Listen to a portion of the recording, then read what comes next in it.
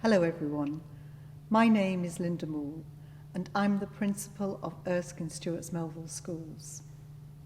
I would like to welcome you as part of our worldwide ESMS family to this remembrance video.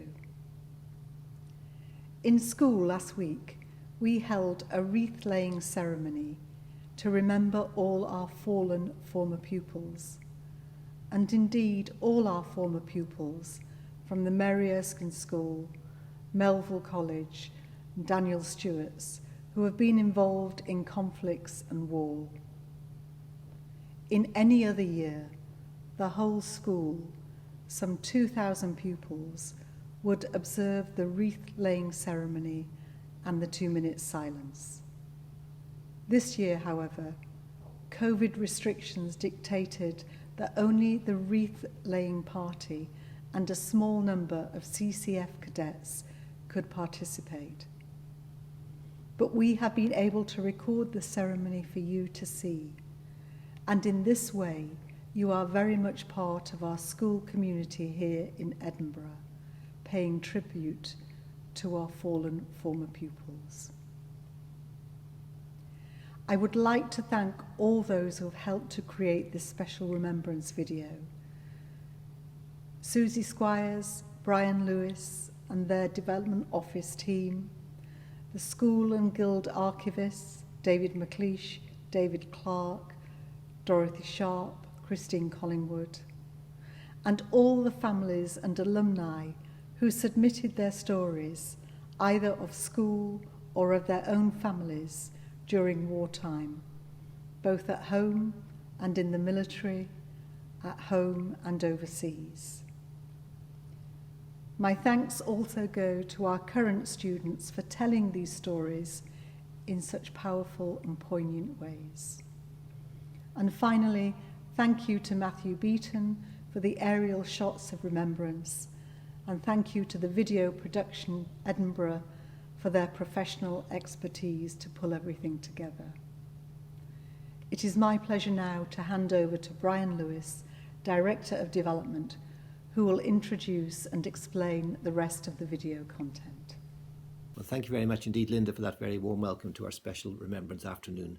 I'll tell you a little bit more about what we've planned. Every third year in the Development Office, we particularly recognise one of our 3 founding schools, the Mary Erskine School, Melville College or Daniel Stewart's College. This year it happened to be the turn of Daniel Stewart's College, and Susie and I decided to organise an event around the memory of John Cruickshank, one of our most famous former pupils, most distinguished former pupils, and the only living holder of the Victoria Cross from the Second World War.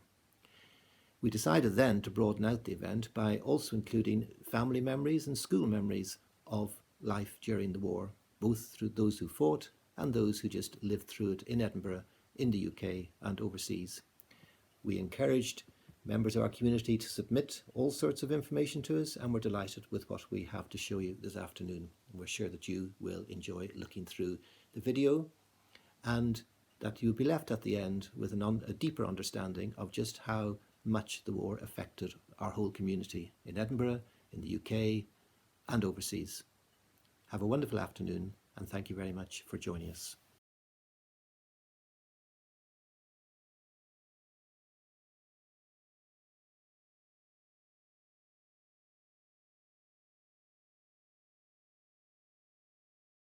Unlike Melville College, where around half the pupils evacuated to the countryside, the start of school in October 1939 at Daniel Stewart's College saw over 95% of pupils return to school. The term was rather busy, constructing air raid shelters, 14 in total, and getting used to sharing the school with girls from Edinburgh Ladies College on a shift system. Each pupil had to carry a gas mask everywhere, and they also had to attend school on Saturday due to the reduced hours during the week from the shift system. There was an early announcement of the cancellation of leaving certificate examinations that academic year too. Regular air raid drills were held, where the whole school took their gas masks down to the air raid shelters and sat in the dim dark whatever the weather. Rather than pupils moving around the buildings between lessons, a new system was introduced where the masters would go to classrooms. This made transfers between subjects quicker and more time was available for study.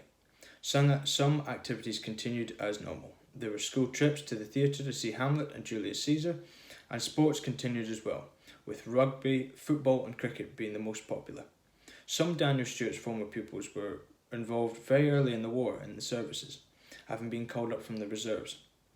Robert Mitchell, a leaver from 1933, was a Navy reservist who had been called up and served on the ill-fated Blanche destroyer which hit a mine in the Thames estuary in November 1939. He survived the sinking, being rescued by a tugboat which was trying to tow the stricken ship to the shores. A second Daniel, as they were known, was taken as a German POW when his plane was forced down during a raid on the German fleet in Heligoland Bight on the 29th of September. He suffered minor injuries for which he received treatment in a hospital before being transferred to a German prison camp.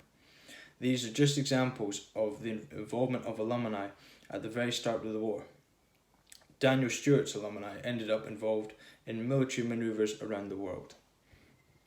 Prior to the war, Daniel Stewart's College had joined the British Ship Adoption Society and were sponsoring the Ben Cruickshank, which was a merchant ship. Regular communications between the schoolboys and the ship staff were already in place at the start of the war. As the first wartime Christmas approached, the boys of Daniel Stewart's College worked with the girls from Edinburgh Ladies' College to send Christmas gifts to the sailors: socks, mitts, helmets and scarves, alongside books, sweets and other comforts.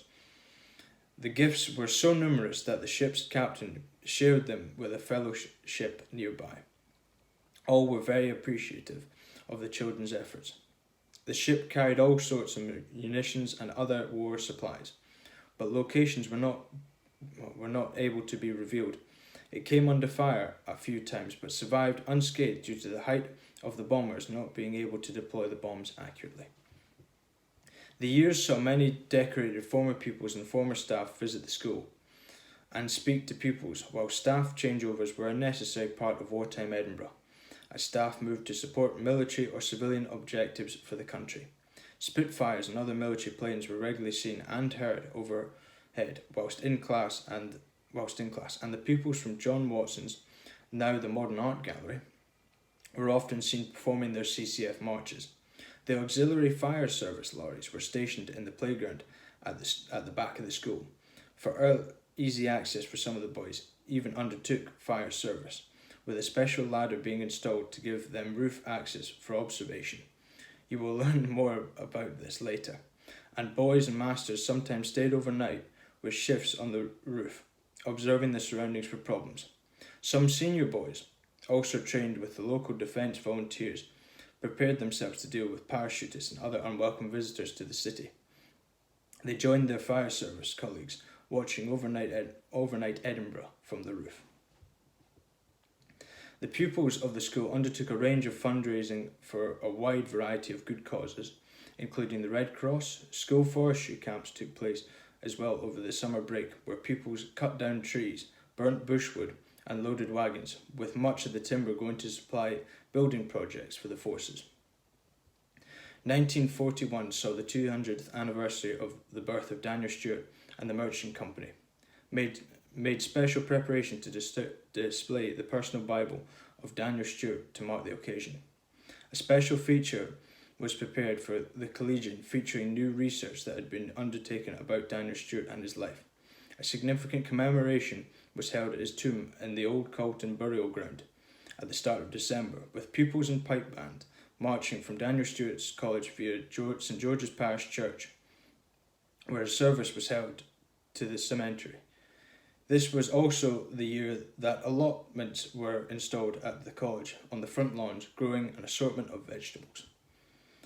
By the end of the 41-42 season, life at school was nearly back to normal, with all the clubs and societies meeting regularly and sports fixtures taking place as usual. Prize giving was back at the Usher Hall, and sirens were very rarely heard in Edinburgh.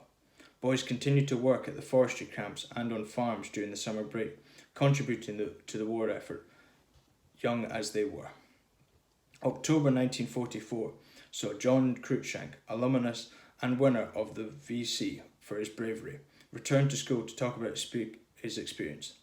The Collegian at the time reported such an account for such a source was eagerly listened to, and no doubt the moral was again drawn that a VC is not just someone who suddenly does something exciting, but much hard and steady work goes to his making.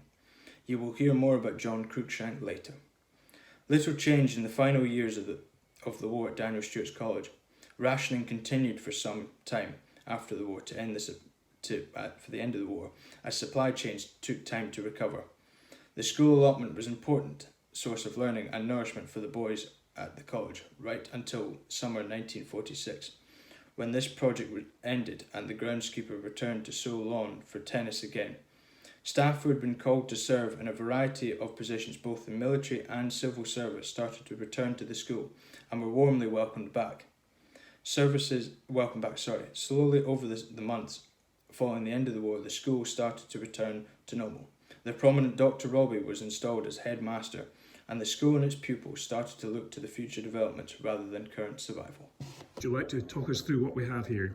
Well, it's quite a fascinating room because sadly, now that they're not here, but when I started 12 years ago, the curtains over yonder were all actual 1940s blackout curtains, and they'd never been moved. And to my horror, one summer they were yanked out, I think because it was difficult to work them. They wouldn't go up or down at one point, but it was the genuine article, and then found out later on that the room over here was also some kind of fire watcher's room during the Second World War, and this room was used as a dormitory as well for boys. I'm presuming boys that couldn't travel very far if there was a blackout on. And as you can see as you go through, it's used as a bit of a dumping ground for all things English at the moment. However, it gets even more interesting as you go through here because, as Mr. McLeish will show you, up in the roof there's an attic entrance, and we believe that's where the ladder would have gone when the fire watchers were watching out for any trouble flying over. The following memories were sent in by Ian Stott, 1946 Daniel Stewart's College leaver. I attended Stewart's from the start of the new autumn term in 1939, immediately prior to the outbreak of World War II.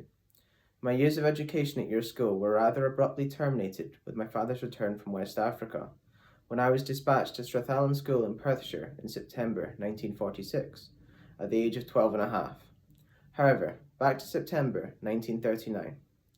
Oddly enough, my memories of the first year at Stewart's are perhaps sharper than in the years that followed. Before acceptance into the fold at Daniel Stewart's, it was the custom for all prospective new boys at the tender age of 5 or 6 to be briefly interviewed by the headmaster, a Dr. Martin as I remember. My introduction to junior school was a most pleasant one. Class 1 was in the capable hands of Miss Lillian Grant, a kindly and most approachable individual who at the close of the day's lessons had the class line up, each one to receive a coloured boiled sweet popped into the mouth from a capacious confectioner's jar. Our exit was then accompanied by a rousing piece of music played by Miss Grant herself, ushering us on our way and with quite a spring in the step. Our young troop was invariably met at the main gates on Queensferry Road by a parent or guardian. One abiding memory of that period, probably in the closing months of 1939, involved myself in some distress. Running down the long drive on the way to Queensferry Road, a sudden gulp had the large boiled sweet firmly lodged in my gullet, and I was struggling to breathe. My mother was panicking, but another mother, a Mrs. Clark as I recall, took matters into her capable hands and delivered a thumping blow to my back with a seriously large clenched fist. Travel to and from school from my home in Barnton was by bus. My travelling companions in the first few years of the war were the two Vaughan brothers, near neighbours, and we sat together on the long bench seat at the back of the bus, ravaged by the elements, in our short trousers, next to the open platform at the rear. As I recall, there was daily assembly, conducted in the main entrance lobby, before dispersing to our various classrooms. This gathering was enlivened on one dramatic occasion when the master, taking the roll, almost self-incinerated. He had stuffed his pipe into a jacket pocket, not realizing that the tobacco in the bowl had not been totally damped down. His pocket began to smoulder, but fortunately some frantic beating of the area in question was successful in extinguishing the burning material, and himself to boot. With the call up to military service, which affected a number of the male teaching staff, the burden of the educating of the children fell inevitably on female teachers. some brought back from retirement to help fill the gaps left in the ranks. Not all the male tutors were of sufficiently young age to be in the draft, one notable exception being our music teacher, a Dr. Mooney. It was the indomitable Dr. Mooney who wrote the words and music to the school song. Poor old Mooney, a delightful individual, but his somewhat eccentric persona made him almost completely unable to control a class. Anyone entering one of his coaching periods would have witnessed scenes of utter chaos. Boys being chased around the classroom by a slightly deranged master, or startled by a number of inkwells and desks emitting smoke from paper which had been ignited under the lids. Wildly amusing for us pupils at the time, but in retrospect, willfully stupid. Our wartime quota of free milk, brought in no doubt to ensure that young children were assured of its health-providing properties, was dispensed daily. This was absolutely fine in the more equable seasons, but tended to be virtually frozen solid when delivered in the winter. These third-of-a-pint bottles often had to be placed next to the central heating radiators to unfreeze their contents. My recollections are that our normal school day began at 9 a.m, with a break for lunch around midday. The return bus journey would have been set for around 3 p.m, or perhaps marginally earlier. The provision of bomb-proof shelters was obviously a serious requirement at the start of World War II. Anderson shelters were designed from the outset to give some degree of protection to family units. The shelters provided at Stewart's, however, were considerably larger and purpose-built, perhaps accommodating up to 25 to 30 people. These were constructed on the west side of the school grounds, in the area running downhill towards Queensferry Road, where the Cromarty building is currently located. My memory is of possibly 3 or 4 such deep shelters running laterally east-west, reached by steps leading down into the reasonably capacious interiors. Long bench seats either side were about the only furnishings. Air raid drills became a feature in the early stages of the conflict, but when it became apparent that daylight raids had virtually petered out after about a year, these drills were gradually removed as being largely unnecessary, as well as being highly disruptive to the educational syllabus. Class sizes during the war were quite large, which must have been a challenge in so many ways for the tutorial staff. I seem to remember that it was not uncommon for the numbers to be as high as 36. I have no recollection of whether or not this was the result of a doubling up of pupils from another class year. J. Ronald Hunter, Daniel Stewart's College, 1952. I had just started at Daniel Stewart's in 1939, and my involvement was that the day of the raids was my 5th birthday. I had just been given a present of a model ACAC gun, in dark green with swivel action and elevation. I spent part of the afternoon in the back gardens at Craig Crescent, firing caps and shooting at various aircraft overhead. Then we heard, the next day, of the shooting down of the first German aircraft over Britain. To my disappointment, credit was given to the 603rd Squadron. I believe the German aircraft were targeting the British fleet, which was in the Firth of Forth at the time. I mentioned John Cruickshank earlier on, and now I'll tell you a little bit more about him, but I'm not going to tell you his story, because what I'd like you to do is to click the links which appear on the screen, and you can find out yourself just how incredible he was and how incredibly brave he was during the war, in particular on this day in 1944 when he piloted his Catalina to hunt a U-boat, and the rest, as I say, you will find out yourselves. John Cruickshank returned to the schools at least twice after the war. He was a hero to the boys of the time, and he remains a hero of the school now. He celebrates his 100th birthday in May, and he lives in Aberdeen. And after the war, he returned to civilian life, and he lived, to all intents and purposes, a normal life. Everything you hear about him and everything you see about him, particularly when he speaks himself, will reinforce in you just why we should be proud of him.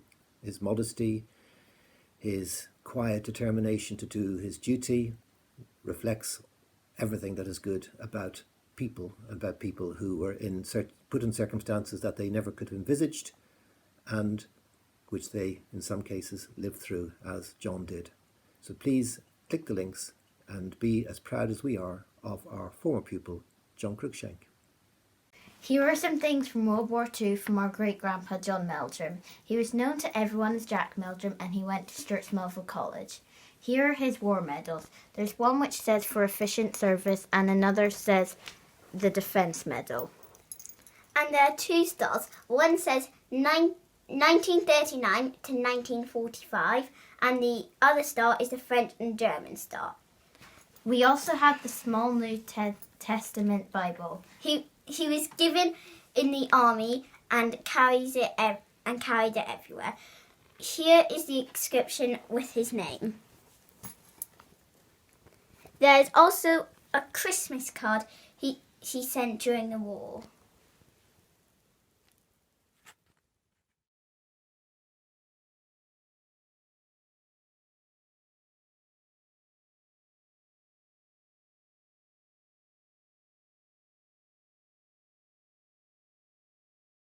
Melville College's termly magazine was called The Chronicle. Before the outbreak of World War II, in the September of 1939, the last edition published was in July that year. Due to the outbreak of war, another edition was not published until July 1941, and this summarised the measures taken to keep the school alive and thriving and the boys safe during the war. The following is an extract of the editorial from that chronicle in 1941, which summarises the changes. Immediately following 3rd of September 1939, preparations were started for transforming the playroom at the college into an air raid shelter. Several members of senior forms, working through a week of very warm weather, filled bags of earth at Ferryfield, the Melville College playing fields opposite current day in Wreath, which were used to barricade windows and doors throughout the basement. The roof was strengthened by the addition of wooden beams and pillars, a piano and a cine projector being provided for diversion during possible alerts. School opened on the 28th of September and all went smoothly apart from a few short warnings for 2 terms. During this time, Ferryfield was out of commission due to a shortage of staff and petrol and remains so now. Some staff have left to fulfil positions which have become vacant due to the war draft, for example at the meteorological department. The 1940 summer term opened quietly and the usual arrangements were made for the school to go to the Drumshoe baths for swimming, and these continued even after part of the school decamped to Dumfriesshire. More on this later. Following the opening of Brocklehurst, several members of staff lived there permanently while the headmaster travelled between Edinburgh and Dumfriesshire. The 1940-41 session opened on the 1st of October and school continued as it had in the summer term. During the Easter term, further staff were lost to the war draft and new staff were recruited. There was a break-in at Ferryfield and the buildings and sports equipment therein was damaged beyond repair. Some pupils went to Ferryfield under the supervision of a master and packed up anything that was salvageable to bring back to the school for safekeeping. During the winter, the school opened at 9:30 a.m. or even later due to the extension of summertime and the effect it had on the light available. During the summer term, the leaving certificate results were announced and proved satisfactory, with over 80% of candidates receiving their certificates. A gala was held at Drumshoe Baths at the end of July. Moving on, after 1941, the return of rugby was greeted widely with enthusiasm and was played alongside the allotments, which had been set up on the second pitch at Ferryfield. 15 pupils went to Rossshire to assist with the harvest, staying in an army hut. Although the days were long, the boys enjoyed themselves immensely and were fed very well. Boys raised funds for various local causes, including the Zoo Fund to help feed the animals in captivity there. Brocklehurst. In June 1940, roughly half the Melville College pupil roll moved to a country house called Brocklehurst in Dumfriesshire due to the air raids that had begun in the towns and cities. They stayed there for 1 year. The following is an extract from the Chronicle in 1941 about their experiences. Owing to raids having begun and following the advice of the Chief Constable, it was decided that those boys whose parents were in favour of the evacuation scheme would go to Brocklehurst on the 24th of June 1940. The evacuation plan had been thoroughly considered before the decision was reached and a meeting had been held for parents to discuss arrangements. Consequently, a party of 8 fifth formers was sent down to Brocklehurst at half-term to prepare the house for the boys. Their work consisted of unloading the removal vans, storing furniture, putting up beds and fitting up all the necessary blackout devices. During their spare moments and in the evenings, the boys played rounders and caulked the boat, which was badly in need of repair. The house is spacious and overlooks about 2 acres of lawn, at the front of which is the pond. Beyond the pond is a wood, and through that wood is a walled garden. At the back of the house, long rows of outhouses and stables are to be found. These stables were used by the boys for storage and as bicycle sheds. At the side of the house are large and well-kept greenhouses. The boys, numbering about 80 in total, travelled in 3 buses and received a hot meal about half an hour after their arrival. Teaching was done by something called the Dalton system, where boys were given assignments at the start of the week, which were due at the end of the week, and they worked mostly independently to complete the work, with masters correcting on submission. Masters were always available should the boys not understand their work. The boys were expected to do odd jobs such as serving, peeling potatoes and cleaning vegetables, dusting and brushing out their own rooms, and cleaning their own clothes and shoes. Days were long, starting at 7 a.m. and ending between 9 and 10 p.m. depending on the age of the boys. Letters were written on Sundays and church was also attended. The boys were not always working. Cricket nets were set up, a putting course laid out, and the boat was kept in constant use on the pond. A croquet pitch was marked out, and 2 tennis courts were cut and marked out as well. When school broke up on the 25th of July, many boys stayed and helped out some nearby farms, as well as staying at Brocklehurst itself, cultivating and picking fruit and veg. On return to the autumn term, a weekly cross-country run was instituted and became a rather competitive element to the week. Seniors ran 5 miles and juniors ran 3 miles. A fancy dress party was organised for the end of term, with prizes being awarded to the most imaginative. The party nearly didn't take place due to a mild outbreak of diphtheria, which placed the school into quarantine for a few weeks. However, all had recovered from their symptoms in time for the 18th of December party, ahead of departing for home on the 19th. In the spring term, at the turn of the year, the boys returned to frozen ponds and lots of skating and even the odd game of ice hockey ensued. There was a heavy snowfall too, and boys enjoyed sledging and snow fights. The sixth form studied hard and undertook leaving certificate examinations in March and went straight afterwards to the gardens, preparing them for planting peas, beans and potatoes. Summer term was quieter, with school having settled into a routine of work and play. A variety show was put on by 2 of the dormitories to entertain the rest in mid-June. Brocklehurst was finally closed on 25th of July, just over a year after the initial evacuation. The year there had been full of life, and most boys thoroughly enjoyed themselves in spite of the fact they were so far away from home. The following was sent in by Francis William Briggleman, who left Melville College in 1946. I was born in December 1928, and some of my early memories are a bit misty, but others are extremely clear. Our family spent about a year at Romano Bridge as my father took us out of town to avoid being bombed in the city. After the first year, he decided that we should go to a boarding school rather than continue with a private tutor. My brother and I were sent to Brocklehurst in the second term of our scholastic year in 1940. Brocklehurst proved to be a mixed blessing. It was the first time we had not been looked after by our parents, but we were lucky enough to live in a large house with extensive gardens and woods, etc. For recreation, we sledged in the garden in winter and boated or swam in the lake in summer. Also, we collected pigeons' eggs from the trees and seabirds' eggs when we cycled on to the Locher Moss down to the Solway Firth. We were allocated duties in the house as there was very little in the way of home help. We were divided into groups and given different tasks to carry out. One might have had to collect milk from the local farm each day with the milk containers hanging off the handlebars. Another job was peeling pails full of potatoes, also at times helping with the dishes. The favourite job was the milk run as the farmer's wife gave us treats to eat. We continued to attend Melville College as we didn't want to return to our previous school in town. In Edinburgh, schooling was quite different now living back at home. Due to most able-bodied people being called up, I think the standard of education wasn't quite what it might have been. Many of the teachers had been recalled out of retirement. Some were excellent, others might have been underqualified.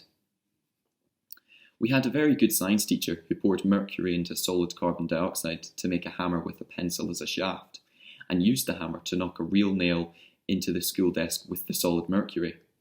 The chemistry mistress, who didn't think she had made chlorine, sniffed the test tube and fell on the floor. The playing fields at Ferryfield were partly dug up to grow potatoes, and we had to lift the potatoes into bags and onto a cart which we had to push up to Melville Street. Quite hard work. I left the school with sufficient qualifications to graduate at Edinburgh. The following testimonial was sent in by 1947 Melville College leaver Thomas Barr, who now lives in Canada. I was a new boy at Melville College starting at the end of September 1939, just after my 9th birthday on the 14th, and the war had begun for Britain on the 3rd.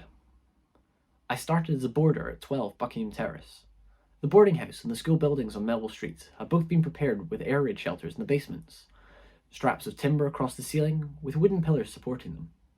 If an air raid caused the buildings to collapse, people in the air raid shelter should be safe. We had a piano in the school shelter, and we used to sing there until the air raid siren sounded the all clear.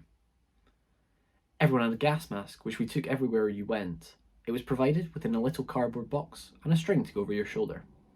Most people bought a better container and shoulder strap. Everywhere was equipped for darkness during the blackout at night. To make things more visible, white paint was put around doorways and the edges of cars.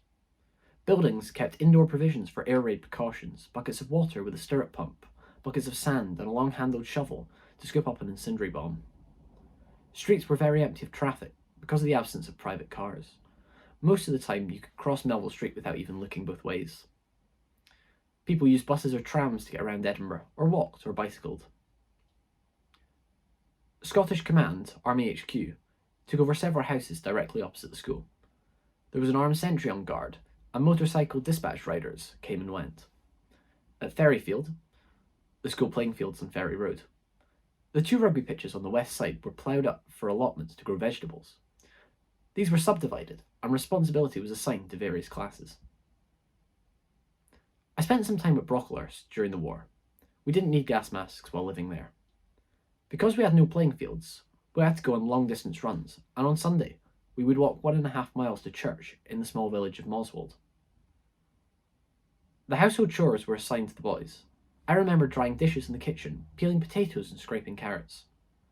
There were also some special duties for which volunteers were required. I chose to fetch the milk each day from a farm about halfway to Moswold. I would bring 2 churns hung on the handlebars of my bicycle. Some of the older boys made up a band. I remember Donny Inches playing his violin.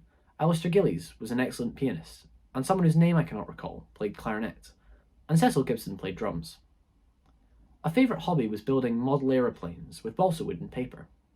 Power was provided by winding up the propeller on an elastic band inside the fuselage. In the spring of 1940, some boys raided wild birds' nests to make an egg collection. We all spent time working in the Victory Garden to grow vegetables. In winter, the loch froze over, and some boys played ice hockey with field hockey sticks and were wearing shorts. In summer, we would bathe in the loch and come out with flatworms or small leeches on our skin. The loch had 2 islands and a rowing boat in a boathouse where there were swallows' nests. Eventually, the boat was turned upside down at the edge of the loch and used as a springboard for diving.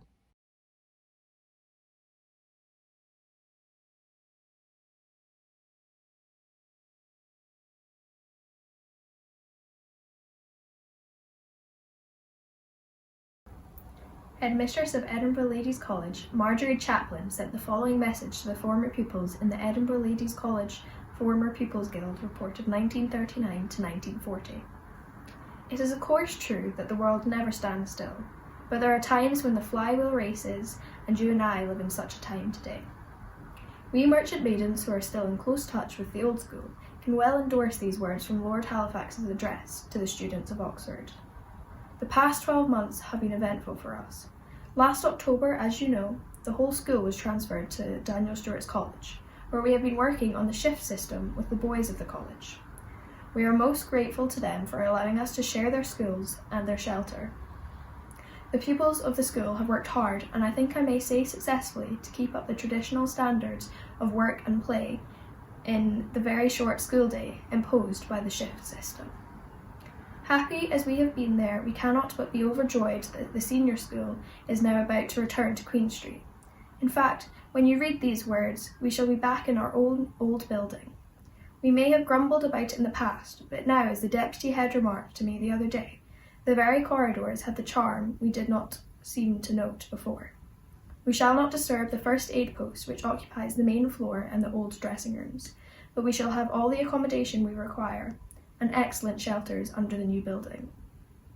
So if any former pupil is in or passing through Edinburgh, we shall be delighted to welcome her if she pays us a visit.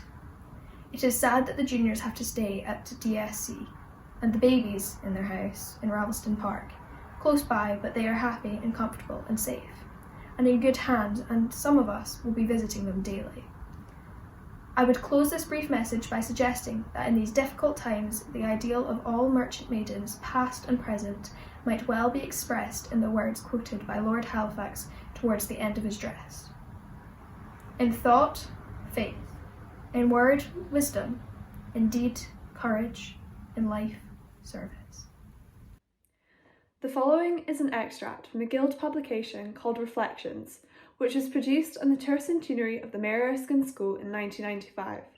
It is about a school trip to Canada, which was underway when war broke out in Europe in 1939.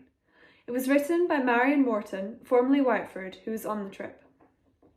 At 11:30 p.m. on the night of Thursday 31st August 1939, we had boarded the Letitia for a return to the UK after an exciting holiday in Canada. However, at 9:30 a.m. on Saturday 2nd September, the ship altered course and returned back down the St. Lawrence to Quebec and Montreal. War was about to be declared. We had to disembark at Montreal and drive to Camp Ulahawan in the Laurentian Mountains, where we were to stay until Tuesday 12th September. During our stay there, we lived in wooden bungalows built in a clearing by the lake. The bungalows had 3 bedrooms, were lit by oil lamps and heated by a wooden stove. The weather was beautifully warm and sunny during the day, but very cold during the night, often freezing. Tuesday 12th September saw us back once more in Montreal, where we stayed at the YWCA. In fact, in spite of the circumstances, we were really enjoying ourselves. During this time, some of the girls had left to go home on another ship, but 4 girls from Edinburgh Ladies' College received word from their parents to go to Ottawa Ladies' College. I left Montreal on Wednesday 20th September for Ottawa and what awaited me there. Money was sent out by our parents to pay our fees, with spending money to buy winter clothes, skis or any other items. So much happened at Ottawa Ladies' College that I could not possibly detail it all. Wednesday 18th October was one day I shall never forget. We were presented to Their Excellencies Lord and Lady Tweedsmuir at Rideau Hall. Lord Tweedsmuir, John Buchan, was Governor-General of Canada. Later, we were shown all over the magnificent Rideau Hall, including the Queen's bedroom, which was a complete circle, furnished in her favourite colours, peach and blue. Truly a day to remember. After reading in the papers that people were starving in Britain and that the Forth Bridge had been bombed, I started begging my parents to let me come home, since I did not want to be left alone if anything happened to them. Eventually, on 11th March, I received a letter saying that they would consider it if the war situation stayed as it was. A week later, I received a cable asking if I really wanted to come home, and on 28th March, I left Ottawa for Montreal on the understanding that I would be coming home by convoy. 3 other girls were with me, and once again we stayed in the YWCA. On 4th April, we left for New York, and that night we sailed on the MV Georgic, Britain's largest motor vessel, but no convoy. There were only 100 passengers and 200 crew. The journey, though rough, was uneventful. At all times, we had to carry our life jackets and gas masks, and each day there was a gun practice for the crew and a lifeboat drill for us. We passed the time playing deck tennis, shuffleboard, and films and concerts were also arranged to entertain us. 9 days later, Saturday 13th April 1940, we arrived in Liverpool, where we spent the night in the Exchange Hotel, leaving the following morning for Edinburgh and home, where I was met at the Caledonian Station by my family and photographers. Canada, for me, had been the land of sunshine, ice cream sodas, maple walnut sundaes, hot dogs, hamburgers, and Coca-Cola. It was also the land of strange buzzing insects, skiing, tobogganing, and sleigh drives, but, above all, a land of warm-hearted, hospitable, and friendly Canadian people. It was September 1944, and the war was nearly finished. Even so, we still had rules and strictures. Uniform was relaxed because there was only so much you could get on clothing coupons. I remember vividly the first day. We were taken by our parents to the south side of Charlotte Square, where the matron, Mrs. Murray, met everybody, took us in the bus, parents as well, and took us to Ravelston Park, because that's where the prep department of, well, it was known as the Edinburgh Ladies College that year. It was its last year of that name. And there we went.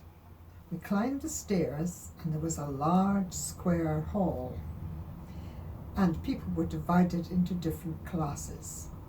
I remember my mother speaking to a Mr. Bryan, whose daughter Joyce was to be in my class, and with whom I'm still in contact all these years later. I had for my teacher a Miss Dunlop. She was very young and she had dark curly hair. I do remember that. Now, for our uniform, although it was restricted, we had supposedly a gym tunic, box pleated, a white blouse, a navy jersey with a red collar, a woolen hat, a velour hat with the school badge, a blazer with the school badge, and I think we wore grey three-quarter socks or fawn stockings. In the summer, of course, it was the green and white, blue and white, red and white dresses with a Panama hat, again with the school band. And just the blazer. Of course, we had a trench coat as well, and a nap coat. My goodness, what a lot of uniform we had to have. And after that, we had to wear a smock on top of it. I absolutely loathed wearing a smock because we couldn't get the proper smocks, and I had to have one which my mother made out of some horrible material.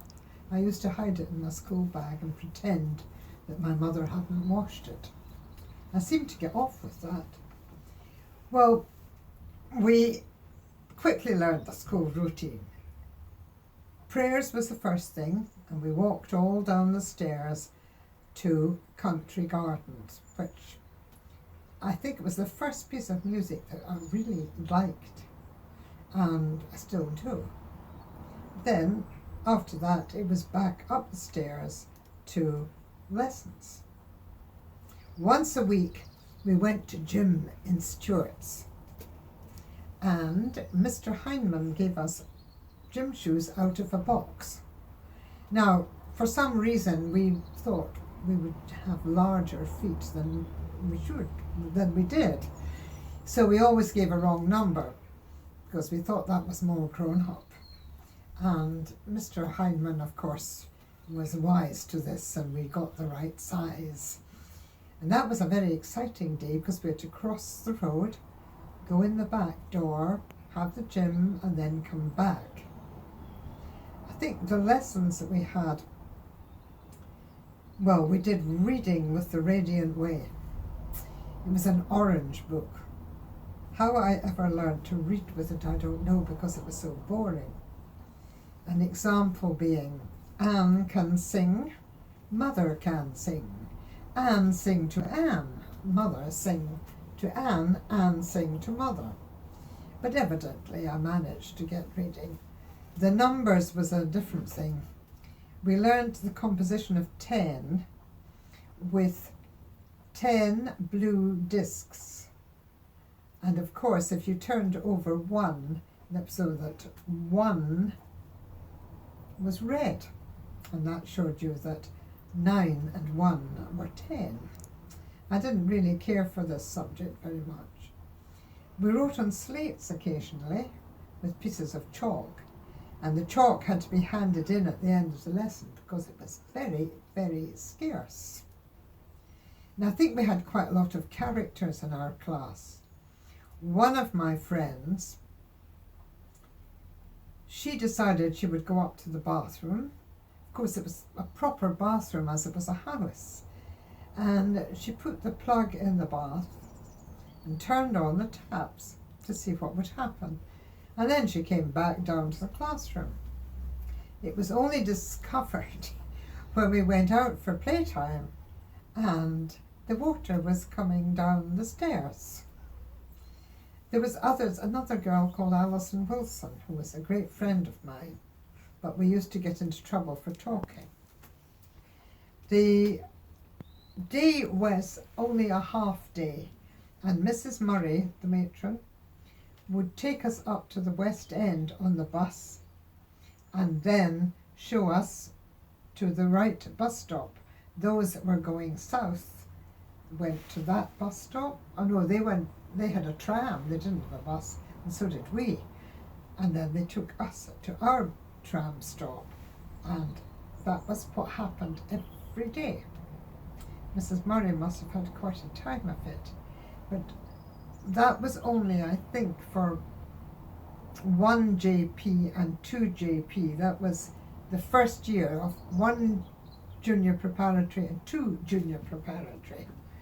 And that whole year I spent in Ravelston Park.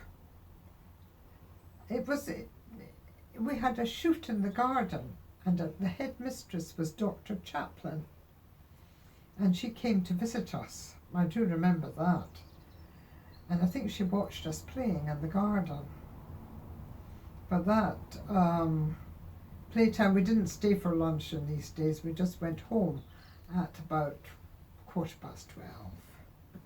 And I don't even remember seeing anybody, boy or girl, in Stewart when we went over the road. We were probably then segregated and very carefully watched. In June 1944, the Mary Erskine School celebrated its 250th anniversary of its founding.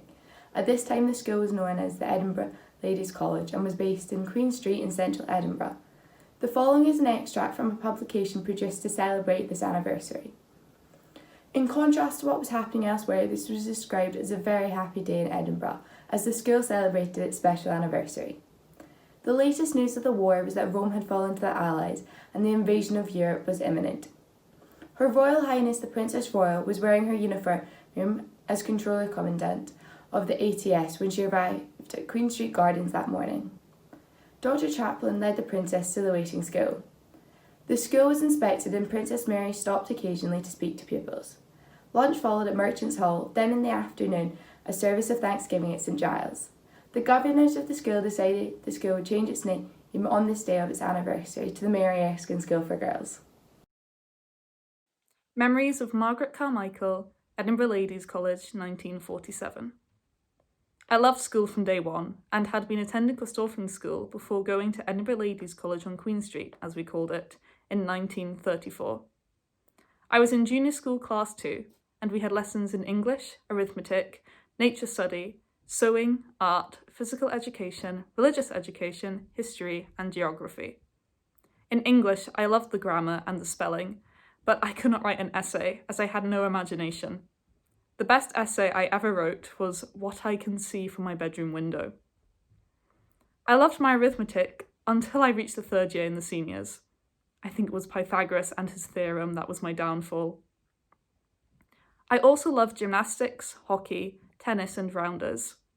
We had to go to Inverleith for our outdoor facilities, but I do not remember how we got there.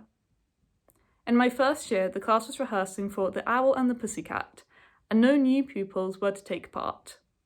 Most of the pupils had come up from the elementary school, which would probably be called preschool nowadays. However, there is a pig in the cast of the play which had to grunt, and as I came from a farm which had pigs, I was the one to get the part. From then on, through school, I was Piggy Mitchell. I remember assemblies very well when we were all lined up in the hall. As I travelled to school on the tram car from the terminus, I used to help old ladies off the tram to get to the pavement, and 3 times I was commended for this. I loved school, but I wanted to study domestic science, but I was made to study French, Latin, and the other sciences. I remember the long corridors which we had, and the recreation hall on the top floor, and the roof garden.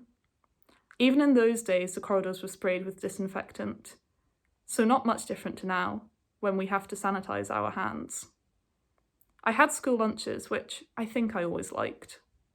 I remembered several of my teachers' names. My first headmistress was Miss Tweedy, who reckoned she knew every pupil by name, and the second in command, Miss Reed, who was tall and always wore a long black dress. Dr. Chaplin followed Miss Tweedy before the war started. Then, when she retired at the end of the war, Miss Jennings came, and that was just after I left school. My first teachers were Miss Crawford for English, Miss Given for Nature Study, Miss Gosman for French, Miss Redmond for Sciences, Mr. Webster for Art, Miss Langlands for Sewing, Miss Daisy Badger for Religion, Miss Hunter for PE, and Miss Park for Dancing. I also took music for a few years with Miss Mackay and learnt to play the piano. I did not go on to sit my hires, as I was sure that I would fail my English, so that is why I left school at 16 in March 1944. I do remember going to Daniel Stewart's during the war for half days and even on Saturdays, but I do not remember much about what we did there. The following testimonial was sent in by Catherine Herriot, 1945 leaver. I joined Edinburgh Ladies' College, as Mary Erskine School was known then, in 5 Junior in 1938, and was looking forward to moving into the senior school with all my new friends in October 1939. This was not to be. Many of them I never met again, as they had been evacuated or gone to schools nearer to their homes. They were replaced by evacuees from large English cities, or foreign children who could not get back to their native countries, Denmark, Poland, etc. My new senior school uniform was destined for a long life. Lengthened, widened, patched until it fell apart, and we were allowed to wear whatever items of clothing we possessed. Indoor shoes, ballet shoes never left the shoe bag, and there was no hockey or tennis till 1941. There were no music lessons in school. The teachers taught privately in Methven Simpson's or Ray McIntosh's. My elder sister went into Form 5 in 1939. The beginning of the session was delayed until the end of October, and she was sent assignments in all subjects to be sent back for correction, as she was sitting hires the following March. When the school eventually opened, it was not in Queen Street, now an air raid precautions centre, but in Queensferry Road, where we shared the building with Daniel Stewart's. Boys went in the morning, girls in the afternoon for half a term, and then changed round in the next half. Occasionally there was an air raid warning when the boys were still on the premises for officer training corps or pipe band practice, and they had to join us in the shelters. Girls at the front, staff in the middle, and boys at the door. Strictly no fraternisation. When the girls were queuing up in the entrance hall to go in for afternoon school, they had to turn and face the wall till all the boys were out. No problem for me, an 11-year-old, but deeply resented by my 16-year-old sister. We returned to Queen Street in the spring of 1941, and normal full-day schooling. The staff made every effort to make life as normal as possible, but there were no after-school or inter-school activities, and few private parties. This made the berry-picking camps in Angus something special. These were organised by the school, but I wonder if they were part of a government initiative. I went twice, in Form 4 and Form 5. We were billeted in Montrose Academy and had bathing facilities in the town's public baths. The dormitories were school classrooms where we slept on palliasses on the floor. Luckily, we were tired out after a day in the field. What I remember most clearly is the food. As agricultural workers, we got extra rations, and the cooking was done by members of staff under the direction of Lena Pringle, head of the Domestic Science Department. There was a rota of so many girls each day who helped in the kitchens, swept the dorms, etc. There was also your bath day, so a trip into the town to the baths and a look at the shops. We were paid for each pound of berries picked. 30 shillings stays in my mind. Whether that was my pay for 3 weeks or my profit, I do not remember, but we all, staff and pupils, had great fun. The other highlight was the 1945 school concert. It was spectacular. The school had learned the words of the national anthems of the Allied nations, and their flags were paraded through the Usher Hall. It ended with All Men Must Be Free, to the tune of Elgar's Pomp and Circumstance March, now known as a Song of Liberty, I believe. From Miss Patricia Drysdale, 1946 MES Leaver. It's about 75 years since I left school. There were good and bad bits about it. We started school, I think, at 8 a.m. to 12 p.m. At midterm we changed and it went from 12 p.m. to 5 p.m. We also went on Saturday to make up for the hours. It was great finishing school at 12 and having the rest of the day for fun. What rubbish when they say children can't be properly educated in short hours. It's how the time is used that counts. The piano and dancing lessons were stopped. I was never aware of any exchange of letters with the boys sharing the facilities. In the 1940s, on the whole, children were very innocent. Most of us didn't know where babies came from and never thought to ask. We were the generation who should have been upset, taken out of our bed often 2 to 3 times a night to the shelter. If the all clear went before midnight, we went to school as usual. If after, we went half an hour later. I remember arguing with my mother about this. Of course, she always won. From Mrs. Margot Cant, née Loudon, 1944, MES Lever. I was in second year in 1939, and for the first term I was evacuated to Ayrshire Cousins with my younger brother. In terms 2 and 3 in 1940, I attended Edinburgh Ladies' College at Daniel Stewart's College. As far as I recall, one week we attended 8 AM to 1 PM, and the boys attended 1 PM to 6 PM. The next week we swapped, boys in the morning, girls in the afternoons, and so on. I do not remember notes being left in the desk between the boys and the girls, but I recall looking out for a handsome boy whose brother was in my elder brother's class. It was only 3 miles from Barton to Daniel Stewart's College, so 3 or 4 of us started to cycle to school as the roads were less busy during the war. This continued when the school moved back to Queen Street in 3rd year, cycling 5 miles to school. There were bike racks in the basement there so our bikes could be safely parked.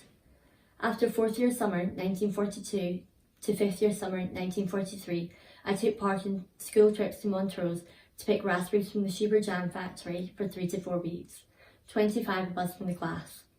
All the casual pickers had been called up to the war.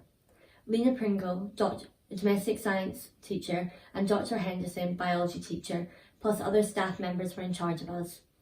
They stayed to cook our meals. We stayed in Montrose Academy Assembly Hall and slept on straw mattresses. We had to stuff bags with straw to make the mattresses. We had taken our bicycles and cycled after breakfast the 3 miles to the berry fields. We were paid by the bucketful, which was weighed. In heavy rain, we had to carry on picking the raspberries. Some people stayed back each day to help with cooking. If a pupil had a birthday, fluffy jellies made for pudding for a treat. This involved whipping evaporated milk, plentiful during the war, with forks and took forever. We had great fun and enjoyed our time at the berry fields during the war. The following testimonial has been sent in by Margaret Ramsey, formerly Alexander, a 1943 MES leaver. When war broke out, the school didn't open at the end of the summer holidays. The school in Queen Street was taken over as, I think, a first aid post. So we were told we would be going to Daniel Stewart's. For half of the term, we went to school in the mornings, and the other half it was afternoons. Saturdays included, which we did not find amusing, especially as my sister and I always used to go ice skating at Haymarket Ice Rink on a Saturday afternoon.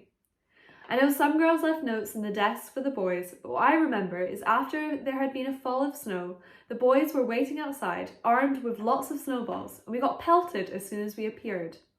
Another vivid memory is when on one occasion the air raid siren sounded, and we were heading for the shelters which were in the grounds at the front of Stewart's. We were being supervised by our gym teacher, Miss Margaret Hunter, nicknamed Maggie the Hun, a formidable lady. Planes flew overhead, and one of the girls said, "Oh look, a Spitty," or a Spitfire. And Miss Hunter shouted, "Never mind the Spitty, get into the shelter." I don't remember how long we were in the shelter, or indeed how long we were at Stewart's, but I do remember we were all so glad to get back to Queen Street. Another teacher who makes me smile was our dancing teacher, Miss Graham. If anyone misbehaved, she would come up to them, take their hand, smack it, and say, "You're a naughty little darling." I digress, for there was no dancing out at Stewart's. I have very happy memories of my school days. It was a good school in every way. Girls and boys go out to play. At Stewart's in wartime, it's not that way. Girls go in and boys go out. Then the sessions are turned about. But who has a job to patrol the street, so boys and girls shall never meet? The youngest girls are in Ravelston Park, all of them busy making their mark, writing on slates with pieces of chalk, taking their gas masks to go for a walk. Back now to Queen Street, life is quite fun. We've cocoa for break and a yellow iced bun.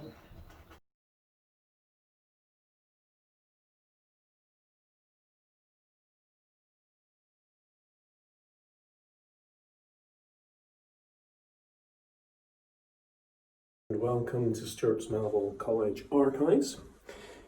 This object many of you will recognise is the torch, which is awarded to the head boy at Stewart's Melville College every year at prize giving. It's been awarded since 1955 and every head boy's name is on here. What you might not be aware of is that this is actually a Second World War memorial donated by the family of Forbes Crichton. Forbes Crichton was a pupil at Daniel Stewart's College from 1937 to 1941 when he became a radio officer in the Merchant Navy. He sailed in 1942 from Nova Scotia, and during that journey on his ship they were torpedoed. He carried on his work as a radio operator while the ship struggled with the torpedo having hit them. But eventually the ship sank and he was in charge of one of the lifeboats. Sadly, however, he didn't survive, nor did many of the people on board that boat. So he is assumed to have drowned at sea at the age of 18. His family obviously were very keen that his memory be carried on in his old school. And the torch was donated in 1955, as I have mentioned, as well as the Crichton Cup for athletics, which was also donated by his mother in 1955. So Forbes Crichton, killed at 18, pupil of Daniel Stewart's 1937 to 1941. This is Fraser from S1 at Stewart's Melville, and we're in the main attics archives, as you can see behind the books belonging to Daniel Stewart now. Fraser's great-grandfather was involved in World War II, wasn't he, Fraser? Yeah. Tell me a little bit about your great-grandfather. He was a rear gunner in a Wellington bomber, and once he got the Distinguished Flying Medal for his actions. Do you know what he did for that? His Wellington collided with another aircraft, and he gave the order to carry on with the bombing mission. All right, thank you very much. Now, I asked you to read about another Stewart's Melville former pupil. Can you tell me just a little bit about who you were reading up about and what he did? I was reading up about Alexander Turnbull, who was at Stewart's Melville College from 1923 to 1935. Mm-hmm. And he was very good at everything, but he particularly excelled at golf, and he was remembered for his friendliness and his sportsmanship. And then when the war came along, what happened? Well, he enlisted in January 1940, and originally he was posted in North Africa, and then later posted to Southern Rhodesia for flying duties. And then in 1944, he was flying a supply mission over Holland in September, and he encountered very heavy anti-aircraft fire, and his aircraft got quite a lot of hits, but he gave the order to keep on with the mission. And then when he came back, there was more anti-aircraft fire, and a previously damaged engine caught on fire, so they had to put out the fire and feather the engine, which is when you stop the petrol flow to the engine, which means that stopping the fire effectively. So that must have been a very scary flight, mustn't it? Yes, but because of his actions, he got the Distinguished Flying Cross, which is a bit better than the DFM. Mm-hmm. And then after that, he didn't stop flying, did he? And then there was his final flight. Can you tell me a bit about that? Well, it was in April of 1945, in the last weeks of World War II. He was flying yet another supply mission to Norway this time, to the Norway resistance movement, I think it was. And he got shot down, and he tried to land his aircraft in Lake Camor because that's safer, but unfortunately he didn't survive. Only one of his crew survived, and the rest of them are all buried in Lillehammer. Good morning. As Fraser has professionally explained about Alexander Turnbull, the story of Alexander Turnbull really came to my attention as a result of an item in the 1950 Collegian. There was a small, short article in that magazine explaining about the very sad death of a boy called William Turnbull, aged 6 in primary 1. And it mentioned that his father had been killed in the war and that his grandfather and father had both been pupils of Daniel Stewart's college. So I went back to look and find out more about William Turnbull, aged 6, father, Alexander, and then we had the story that Fraser has told you. As a result of that, I decided to go a little bit further and see if we could find his grave and mark in some way, since there was no family, we could mark how the school was remembering him. So I contacted the Commonwealth War Graves Commission, and they put me in touch with the Norwegian Ministry of Culture, who look after Commonwealth War Graves in Norway for us. They were extremely helpful. And as it happened, Norwegian National Day was 2 or 3 weeks after I contacted them. And on their National Day, on the 17th of May every year, their local scout troop would always lay flowers at the graves of all the British military graves at their local cemetery. Having mentioned Flight Lieutenant Turnbull in particular, they made a special effort, and on my behalf, or rather on the school's behalf, they laid a wreath which said on it that it was from the Governor's staff and boys of Daniel Stewart's and Melville College, and we were remembering him. And that was laid, and a video was made, which hopefully you'll see a little clip of. We're really grateful to the Norwegian Ministry of Culture for arranging this and for taking the time to video it for us. So, good morning from the antechapel here outside the library at Stewart's Melville College. And we can see the newly renovated memorial behind Cameron Bar. Now, Cameron has a family connection to this, and he's going to tell us about that. Hi. 3 of my great uncles flew in the RAF during World War II. All 3 of them have been pupils of Daniel Stewart's, and all 3 died in action. The first one, David Douglas Pride, aged 24 years old, was killed in action and lost at sea in June 1942. Flying Officer Pride received the Distinguished Flying Cross for services to Bomber Command. George Archibald Pride, aged 30 years old, killed in action, was shot down off the coast of Tunisia in June 1940. Squadron Leader Pride was awarded a Companion of the Distinguished Service Order in recognition of gallantry displayed in flying operations against the enemy. And lastly, William Smithington Pride, aged 22 years old, was killed in action somewhere over Poland in September 1939. All 3 can be seen together on the War Memorial outside of the library in the Old College. Right, good afternoon from Stewart's Melville College Archives. We're going to hear about Colin Black, and Dave Clark is going to tell us more details. This is the military cross group of Lieutenant Colin Black, who served with the Royal Scots in Burma during the Second World War. In the early part of spring 1944, he found himself in the Kohima campaign. The Royal Scots were stationed on a series of hills, and the attempt was to break through and relieve the garrison at Kohima, which was being besieged by the Japanese Imperial Army. During that time at Pavilion Hill, the Royal Scots were subjected to a series of human wave attacks, with the Imperial Japanese forces running uphill and assaulting the Royal Scots positions. A few men of the enemy forces broke through into the Royal Scots lines, and it was here that Lieutenant Black personally took control of the situation and killed the enemy soldiers and prevented the position falling into their hands. For this act of gallantry, and for many others, he was awarded the high honour of the Military Cross, which is, for British officers, the 3rd highest combat gallantry award. Quite an incredible group. We also have his 1939-45 star, his Burma star, his Defence Medal, and his War Medal, as well as the Glengarry he was wearing.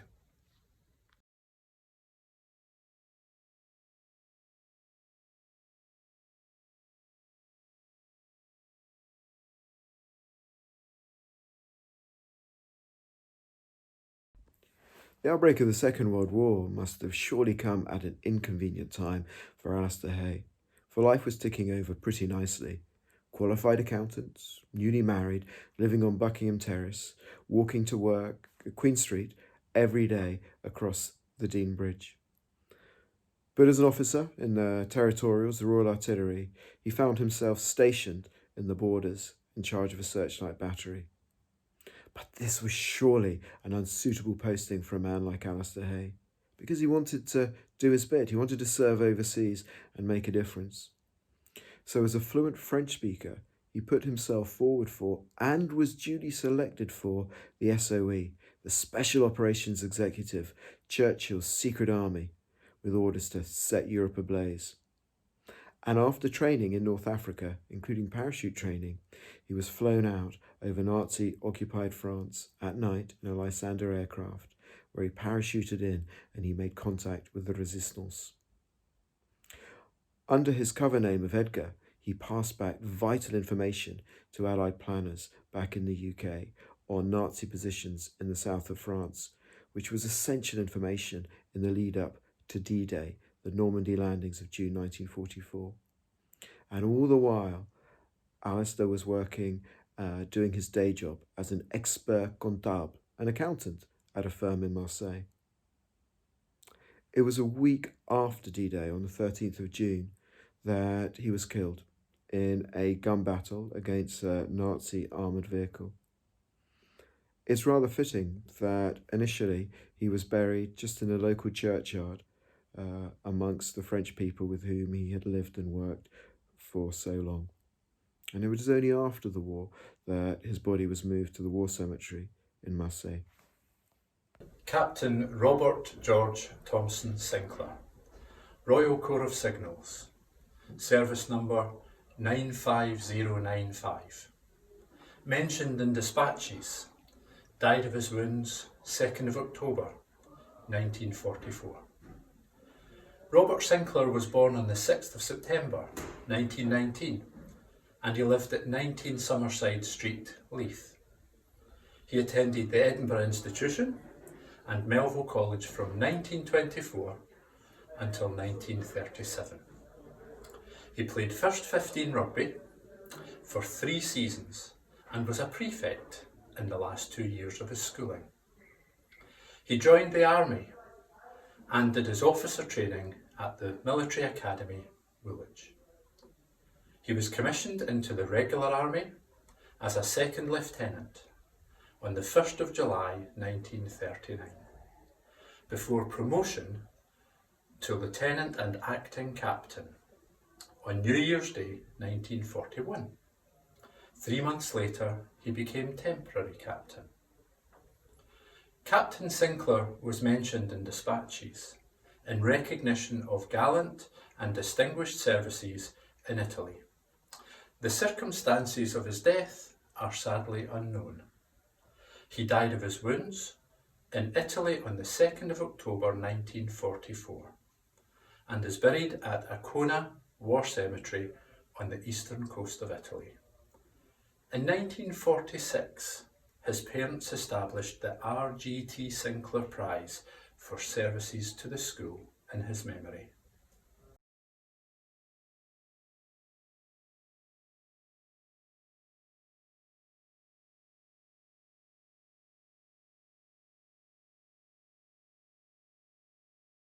Former pupils served in a variety of voluntary organisations to assist the war effort, including the Auxiliary Territorial Service, the ATS, which was the women's branch of the British Army during the Second World War. Members undertook services such as cooking, administration, driving, assisting with delivering posts to and from troops, and even ammunition inspection from the start of the war. Members were posted overseas and at home, and the ATS had a rank structure which was similar to that of the Army, and related insignia and uniform. Over time, members took on more and more duties from men, including being trained as specialist operators of equipment which helped locate anti-aircraft artillery of the enemy. Women became searchlight operators and even helped to form the first mixed regiment in June 1941. We are aware of at least 12 Mary Erskine former pupils who served in this organisation. The Women's Royal Naval Service, WRNS, was the women's branch of the Royal Navy. WRNS duties included cooks, clerks, wireless telegraphists, radar plotters, weapons analysts, range assessors, electricians, and air mechanics. Duties even stretched to flying transport planes, and in 1944, there were over 74,000 women registered for the organisation. 300 of these Wrens were killed on wartime service, and we are aware of at least 14 Mary Erskine former pupils who served in this organisation. The Women's Auxiliary Air Force, the WAAF, whose members were referred to as WAFs, was the female auxiliary of the Royal Air Force during the war. Established in 1939, WAAF members exceeded 180,000 at its peak strength in 1943, with over 2,000 women enlisting per week. WAAFs did not service as aircrew, however, they did fly air transport auxiliary, bringing supplies into locations and taking aircraft for repairs and performing air ambulance work. Although members did not participate in active combat, they were responsible for a wide variety of tasks, including parachute packing and crewing barrage balloons, catering, meteorology, radar, aircraft maintenance, transport, and communications duties. They worked with codes and ciphers, analysed reconnaissance photos, and performed intelligence operations. WAFs were a vital presence in the control of aircraft, both in radar stations and as plotters in operation rooms, most notably during the Battle of Britain. Operation rooms directed fighter aircraft against the Luftwaffe, mapping positions of home and enemy aircraft. We are aware of at least 17 Mary Erskine former pupils who served in this organisation. The Women's Land Army was a civil organisation created so women could work in agriculture, replacing men called up to the military. Women who worked for the Women's Land Army were commonly known as land girls. In effect, the Land Army operated to place women with farms that needed workers, the farmers being their employers. They picked crops and did all the jobs that the men would do. The majority of land girls already lived in the countryside, but more than a third came up from London and the industrial cities of northern England. A separate branch was set up in 1942 for forest industry work, officially known as the Women's Timber Corps, and whose members were known as lumberjills. The roles of these women were absolutely crucial at a time of scarcity and rationing at home. We are aware of at least 6 Mary Erskine former pupils who served in this organisation, but there is no doubt that many more Mary Erskine alumni served with these organisations. The Guild took it upon itself to organise events to raise funds for a wide variety of organisations and causes and set up a benevolent fund. Guild members were able to contribute to the benevolent fund and were also able to highlight to the attention of the Secretary any fellow members in distress. Some examples of organisations funded by the Guild were Men of the Peterhead Minesweepers, scattered units of His Majesty's forces, then specifically to outlying units of the Royal Scots. New Simpson Memorial Maternity Pavilion. The matron invited Guild members to visit, and a group of 40 spent a very interesting afternoon. Square Centre, Granton. Michaelis Wartime Nursery School, where some FPs responded to the call for volunteers. YWCA Hostels and Clubs for Servicewomen. Scottish Red Cross Prisoners of War Fund. Club Choir Fund for a cot in the Elsie Inglis Hospital. Edinburgh Cayenne Fellowship in aid of the schools of Cayenne. British Red Cross Society Prisoners of War Fund. The Schools Fund for a cottage to be built under the Scottish Veterans Garden City Association scheme to be called the Mary Erskine Cottage. To Dr. Chaplin for the school's blood transfusion service. Through the Guild's Music Club donations went to the following: 603 City of Edinburgh Bomber Fund. To Dr. Chaplin for the school's blood transfusion fund. Miss Russell Roger for meals etc. for servicemen passing through Waverley Station. Club Choir Fund for a cot in the Elsie English Hospital. RSSPCC. The Merchant Maiden Modern Languages Club sent donations to Merchant Navy Comfort Service, French and Great Britain Fund. The Winnipeg Club was very industrious and knitted blankets which benefited Peterhead Minesweepers, Granton Minesweepers, Merchant Navy Leith. An extract from the Winnipeg Club report states, "Everywhere visits home have been cancelled and plans upset, but the bond with our distant members grows ever stronger as they share our hopes of victory in our war activities. Even in India, merchant maidens are befriending Jewish refugees, and everywhere the knitting needles are busy."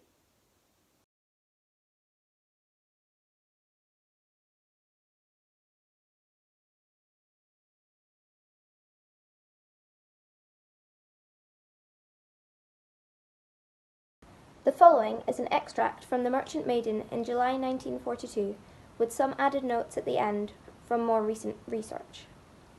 It is about Dr. Margaret Thompson, née Hunter, a former pupil who qualified as a doctor in 1926 and went to live on Carey Island in Malaya, now part of Malaysia. She was working as a doctor in Singapore when it fell to the Japanese army in 1942. She was evacuated by sea from Singapore on the 13th February along with scores of hospital sisters, women and children, and the engineer staff of the Malaya Public Works Department, numbering about 500 people on a very small ship. The docks were heavily bombed, and as the group were boarding the ship, Dr. Thompson received a flesh wound in her buttock. She refused all aid to herself while rescue work was in progress, and gave valuable first aid to several serious cases in the lifeboat.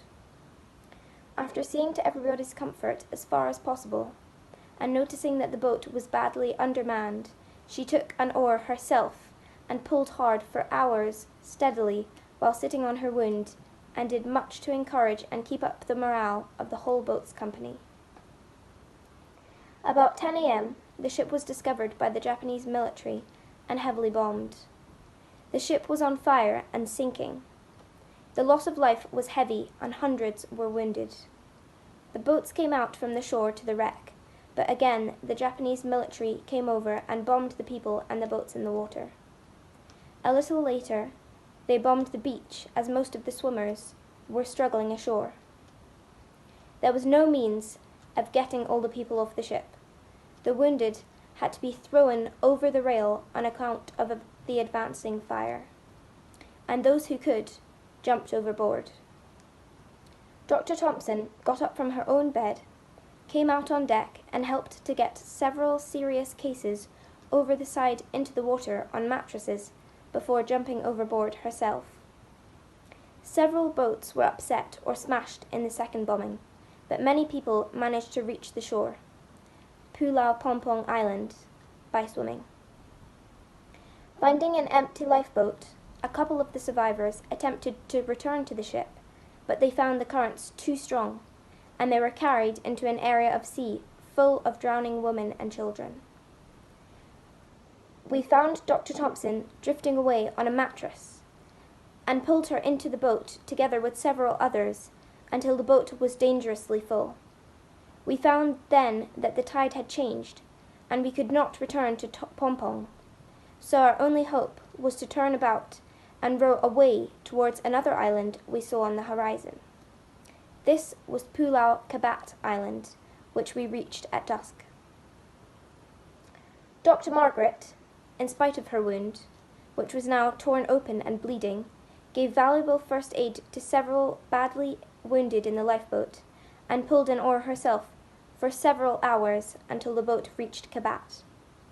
For 3 days, while marooned on Kabat Island, she continued to attend to wounded women and children with no food at all and very little water, and later, on Senjang Island, she took charge of over 50 wounded cases, including service personnel, and tended them day and night in spite of a serious shortage of medical supplies and the crudest of surgical appliances. She also assisted greatly in the safe evacuation of the most urgent cases from Senajang to Sinkep Island Hospital. All this kept her moving around constantly on her feet for days, when her own condition thoroughly warranted a stretcher. It goes without saying that but for her terrific effort, many of these people would have died, and in fact it was due to such sacrifice on her own part that her own wound turned septic. Dr. Thompson then moved to the Dutch hospital of De Bow on Sinkep Island, where she followed her own patients, but not a patient herself.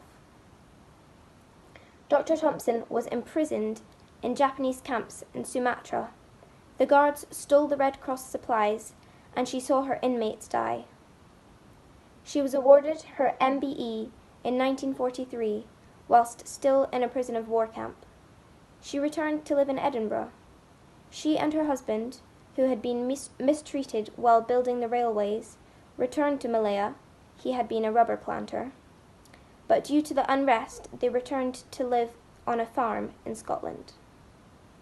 She was later reported to have been consulted about the making of the series Tenko. She did not like talking about her experiences and is said to have never watched an episode. She died in Huntly in 1982, her husband having predeceased her. Testimonial 3. The following is an extract from a report written for the FP Guild Report magazine in 1946 about another former pupil, Nella MacDonald, who found herself in a Japanese prisoner of war camp in Singapore. Nella wrote the report herself, so I will read it from her perspective. I arrived in Malaya shortly after the declaration of war in 1939, and for over 2 years worked with the Education Department.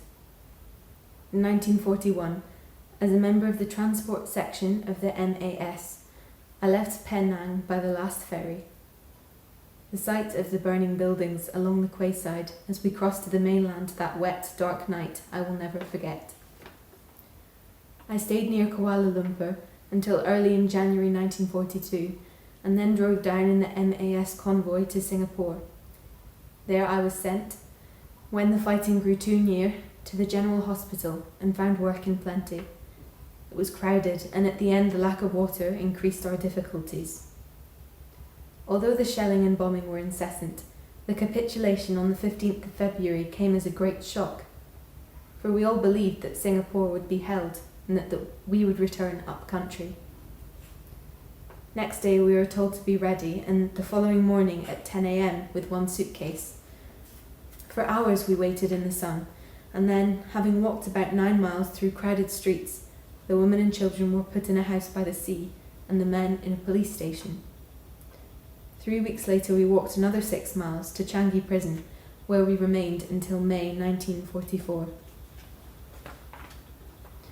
This Asiatic convict prison was built for 600, and we were at first 3,000, many more arriving later. Everything was filthy. Men and women were segregated, and it was a long time before even husbands and wives could meet for just 30 minutes once a week. We had very few clothes, but the men sent over shirts which we made into all sorts of garments. After 27 months, within these high grey walls, we were moved to another camp, which was more open and where we had a little more freedom.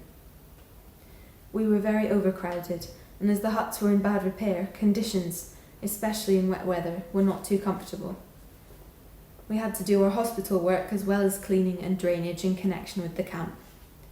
The men did the cooking, and the food was brought to us in tubs and tins by fatigues of men well guarded by Japanese soldiers. In spite of everything, though, we enjoyed bridge, Christmas and birthday parties, and the rumour, which someone always knew to be reliable, that it won't be long now. Our spirits soared when we saw our planes, for the first time like large silver birds, on the 5th of November. But we had to wait a long time until they came again, until the 25th of August 1945, when parachute troops arriving in the camp told us of VJ Day. We knew we were free at last. I went to the surrender ceremony in Singapore on the 12th of September and stood, full of pride, on a balcony immediately above Lord Louis Mountbatten. On the way home we were given wonderful receptions at Colombo and Adabea, Suez, and in October 1945 I saw once more the shores of Britain. The following is an extract from a publication produced by the MES FP Guild in 1946 and is about Winifred M. Kidd, Mrs. J.D. Thompson, the first civilian European woman to enter Burma after the end of the Japanese War. Winifred wrote the report herself, so I will read it in her voice. From Bombay, I travelled across sun-dried plains and paddy fields to Calcutta. Here I met my husband, who in 1942 had joined in the march of 231 miles from Burma into India. I saw the sights of Calcutta from a taxi. Then we spent a fortnight in a tiny village 5,000 feet up in the Himalayas, where we viewed from our chalet the snow-capped peaks of Kanchenjunga and the plains to Nepal. When we returned to Calcutta for Christmas and armed with the precious permits to enter Burma, and the war areas, we sailed for Rangoon early in the new year. On 17th January we began the hard journey to Thaton, 130 miles to the south, where my husband was to be rubber project officer. Luggage. This included bedrolls and camp furniture. The first night in the mysterious twilight of Burma, I caught a glimpse of the jungle. We negotiated the dreaded 20 miles of dusty hot road to the Sitang River of ill fame in 1942, and we waited for 4 hours in the grilling noonday sun in a queue of military vehicles to cross the ferry. Then, armed and ready to resist attack, we traversed the danger area to Thaton. Thaton, surrounded by hilly slopes of jungle and rubber estates, sadly depleted by the enemy, re-echoes to the noise of military camps, the rattle of bullock carts, the howling of pie dogs, and the singing of youths and maidens accompanied by the rhythmic beating of drums. Along the dusty red roads go shaven sandaled priests in orange robes, men in coloured shirts, native labourers in huge cone-shaped rain hats, and lovely Burmese women in white blouses and long skirts of magenta, purple, crimson, blue, and jade silk, and carrying parasols in their hands or tin trays on their heads. My husband's demobilisation made our stay in Thaton short, and in February we travelled through war-scarred areas to Mandalay, and thence to spend our leave in a healthy hill station with a fascinating bazaar area. We returned to Rangoon and in April set out for Mergui in Tenasserim, 530 miles to the south in Lower Burma. With our belongings we packed into 2 trucks, and for 11 days and nights we travelled through hill paths and virgin jungle. Across the Salween River our way lay over a well-constructed road, and finally, having crossed ferry after ferry, we sailed up the Tamok Creek to Mergui. In this seaport, food and clothing are scarce, prices extortionate, postal services uncertain, the black market is flourishing, and murders happen frequently. In Tenasserim, where we came in July, the phenomenal monsoon floods, which forced us to evacuate to higher ground, have abated, and now we're enjoying cooler, drier weather. So, at journey's end, having braved and enjoyed hardship and adventure, I send greetings from Burma, the land of peacock and pagoda. The following is an extract from a Guild publication produced for the tercentenary of the Mary Erskine School. The speaker is Mary Elder, who left Mary Erskine in 1932. Mary trained as a nurse and travelled with the British Army to assist with the war wounded. My training was complete during the first year of the Second World War when I joined the Queen Alexandra's Imperial Military Nursing Service. After 6 weeks at Catterick Hospital, I was posted to Oxford to mobilise for overseas. My postings thereafter included Delhi, Bombay, Warsaw and Baghdad, sometimes filtered in tents in the Shabba Desert where it was -5 degrees. For 27 months, we remained in a delightful spot, Mount Lavinia, Colombo, and then to Lucknow in India. While at Lucknow, there were Italian prisoners of war acting as nurses in the wards. We had a few of the war casualties from Burma, who while travelling on troop ambulances were too ill to continue the journey to Bombay and home to Britain, and there were no helicopters in 1944. Eventually, after a few months with West African soldiers at Poona, I was allowed repatriation. After more than 4 years overseas, we embarked in Bombay, but the ship took us to Singapore, where, after victory in Japan Day, we landed to take on the POWs who had come from Java. We finally sailed into Liverpool on October 29, 1945. A few months at Dryman and Cowglen military hospitals followed before I was discharged from the army at Redford Barracks, Edinburgh. I enjoyed a well-earned holiday, but a few months later I was back nursing at the Edinburgh Royal Infirmary. I embarked on a career in the overseas nursing, where one did a 3-year contract followed by 4 months leave. Each time I was posted to a different place within Malaya, where hospitals were run on government lines, with nursing training carried out on similar lines as in Britain. I worked in Malaya for 15 years until Malaya became independent. Hello, my name is Tahad Yumi. One of my heroes is my great-grandfather Farzand Ali, who joined the British Indian Army when he was 25 years old. Here's a picture of him in his military uniform. He was part of the 4th Battalion Baloch Regiment, He specialised in line infantry. He personally fought in Italy, Libya and Cyprus.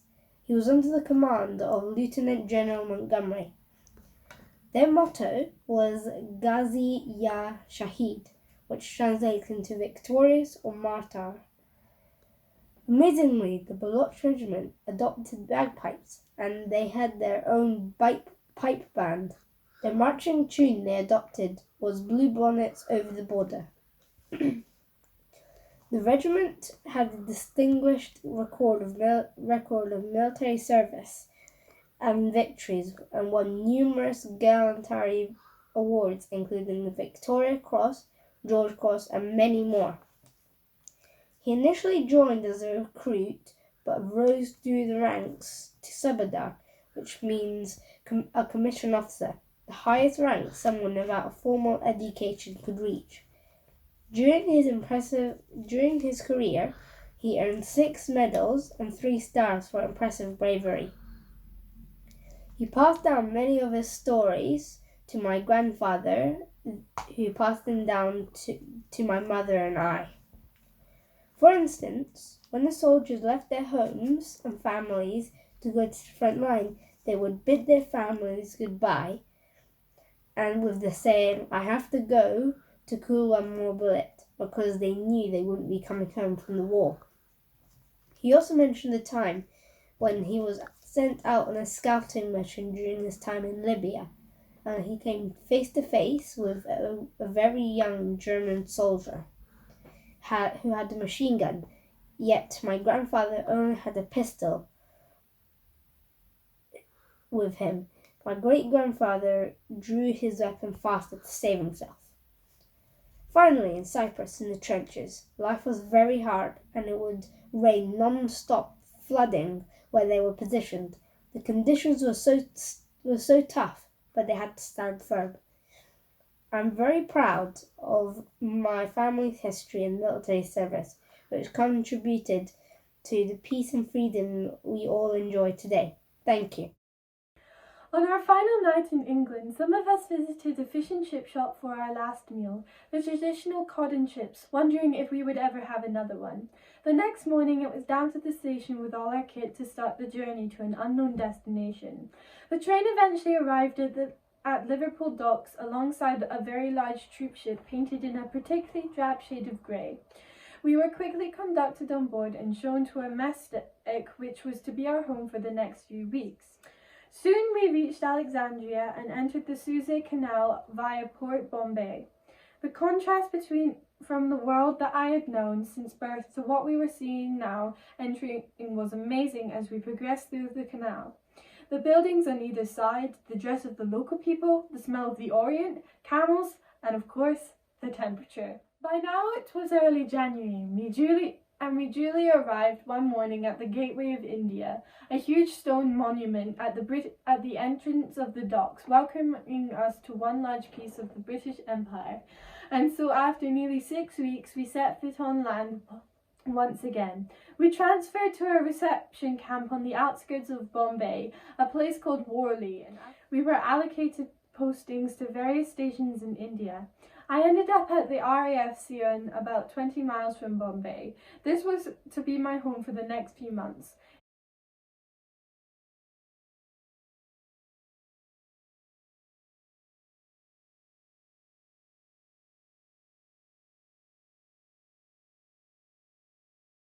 Romek was from Poland. He escaped to Britain and fought with the Free Polish Army. His army unit adopted a brown bear called Wojtek. Wojtek carried heavy artillery during campaigns in the Middle East and Italy, and became the emblem of his unit.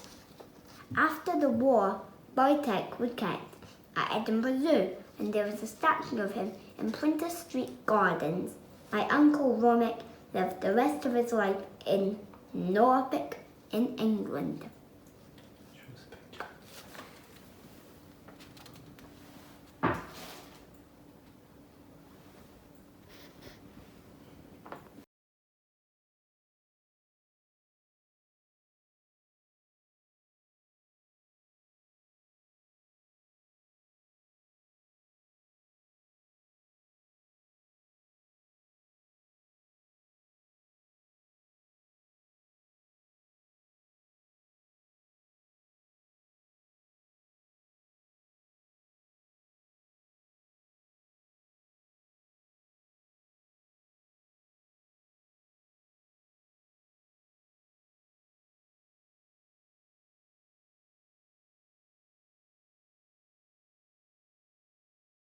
Hi, I'm Adam.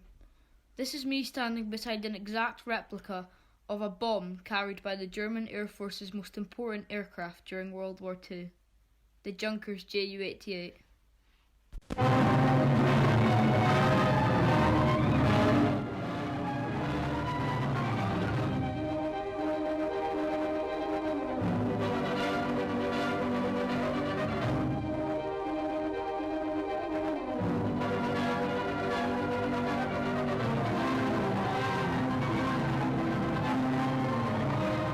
Somewhere in Europe, enemy bombers are loading up. Bombs for Britain. Ju-88s to rain destruction on your country, your home, your friends, perhaps even your children. And if you don't first spot them, how will you stop them?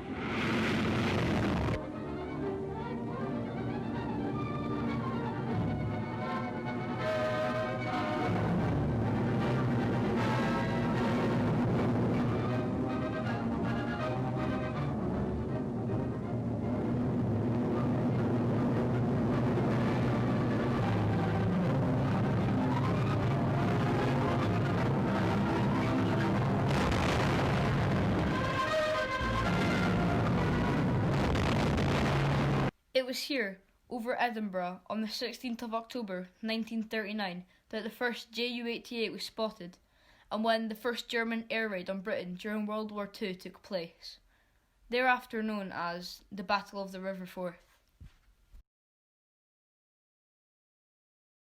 There were 12 Ju-88s involved in the battle that day.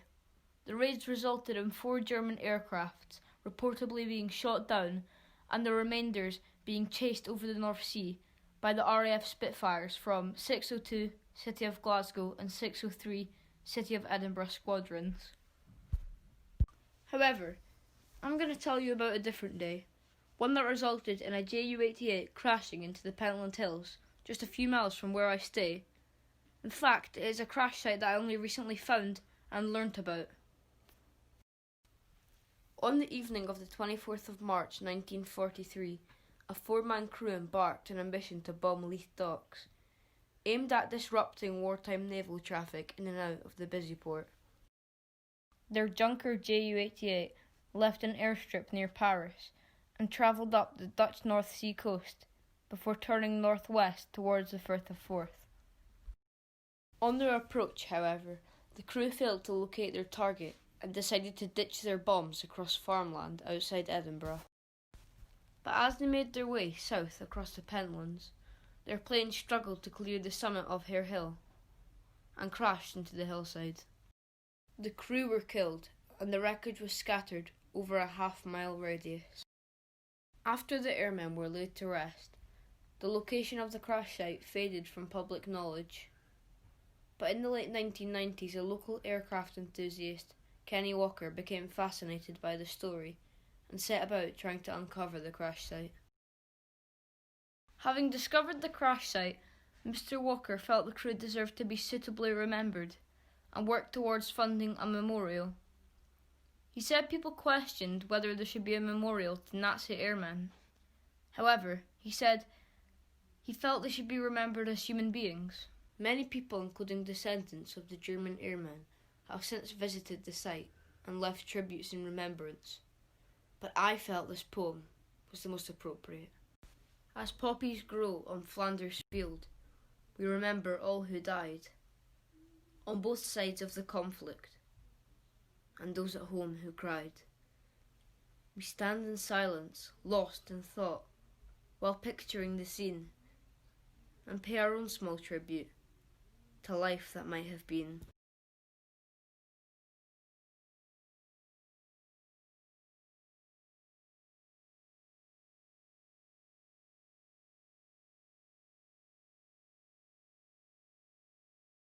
Hello, my name's Logie. And I'm Greg Owens. Today we are going to be looking at a little of our family's history in World War II. First, here's a picture of my great-grandmother, Betty Watts, who was part of an anti-aircraft battery that tried to shoot down German bombers over Edinburgh and over London during the Blitz. Betty had a cousin called Logie, whose plane was shot down over the continent early in the war and who was sent to the prison camp Stalag Luft 3, where he took part in the escape which became known as the Wooden Horse. And I'm named after him. Yeah. Over here is my great-grandfather, John Ingram, who flew spotter planes like this one, helping other people work out where to attack and how best to defend. The most famous battle he contributed to was Monte Cassino in Italy. Here are the goggles he flew with.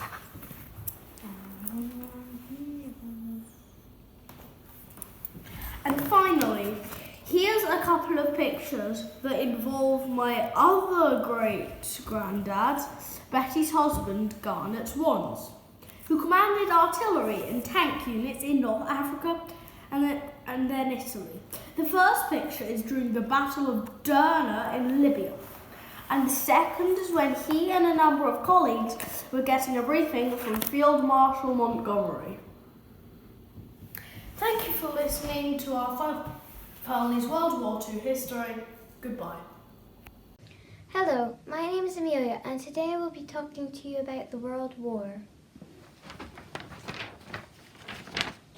This is my great-grandfather, Cliff Jackson. He is with his wife, Laura. They met in Leeds during the Second World War. He was a Lance Corporal in the Royal Army Medic Corps, whilst she was in the Red Cross and drove ambulances. These are their war service books. During the war, everybody, including Cliff and Laura, had to carry a gas mask like this one. My great-grandfather was in the 10th Field Dressing Station, which was part of the 30 Corps, which itself was part of the British 3rd Infantry Division, known as the Assault Division. They had landed in Normandy as part of the D-Day invasions. Although he was in the Medic Corps, he got very close to fighting at the front and fought all the way to Germany. He was nearly hit by a shell like this. And after the war, he did not like big bangs. At the end of the war, my great-grandfather was stationed on the German coast. He wrote articles for various war magazines. He was released from the war in the war/army in April 1946, and here are his medals. Thank you for listening to my talk. Bye bye. Hi, my name is Emily Moore. And I'm Pippa Moore. This is a photo of my granddad, Alec Moore, who many people know as Pat.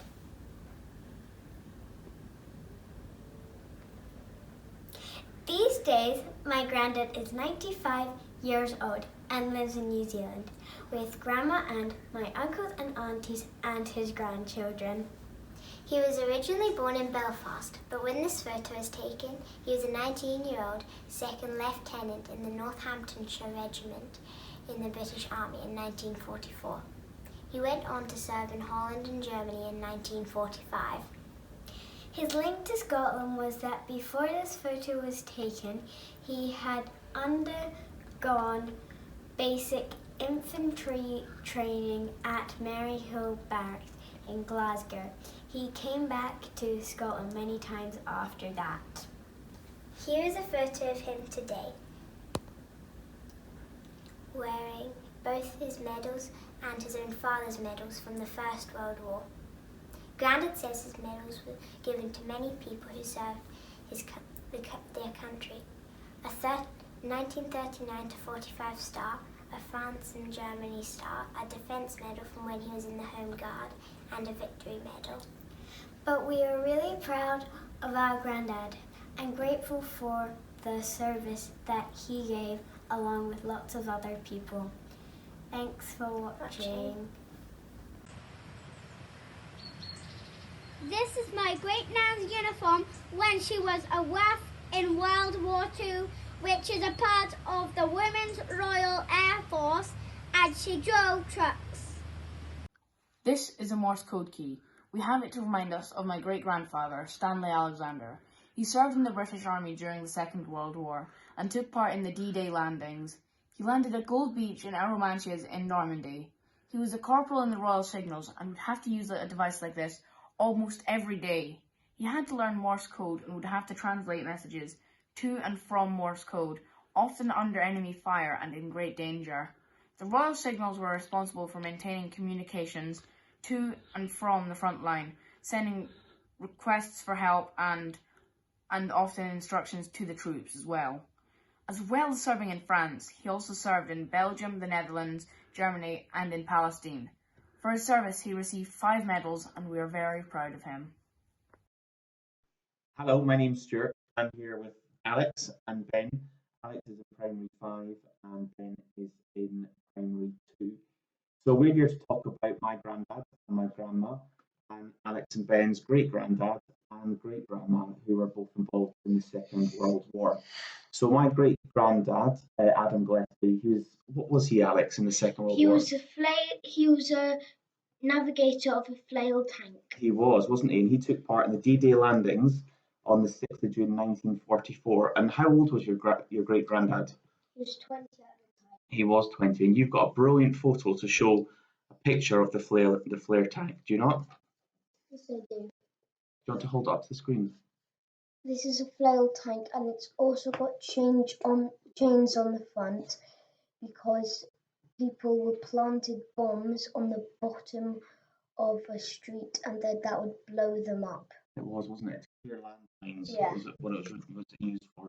Brilliant. And after D-Day, my granddad and your great-granddad, he took part in liberating a lot of countries around Europe. And you've got another special photo of your great-granddad standing next to something. Do you want to show it up?